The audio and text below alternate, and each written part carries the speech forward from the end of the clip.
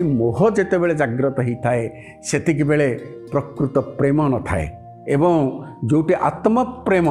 निजकु निजे बुझीबा आत्मज्ञानर प्रेम भितर मोह न थाए एवं याज्ञवल्क्य कहउचंती हे मैत्रेयी जदि तुमर प्रेम मोह भितर तमे रहिबाकु चाहुच से समस्त मोह परमात्मा पाखरे दियो परमात्मा पाखरे जो मोह को एकदम समर्पित कर दियो ताहा हेले गोटे मुख्य मिलिब शांति मिलिब केमिति आपण माने देखंतु जेमिति समुद्र बिना जल तुंड आमर जो तुंड रही ता बिना कथा त्वचा बिना स्पर्श नाक बिना गंध एवं जीभ बिना स्वाद ये सब जमिति संभव नुहे आदम संभव नुहे सेमिति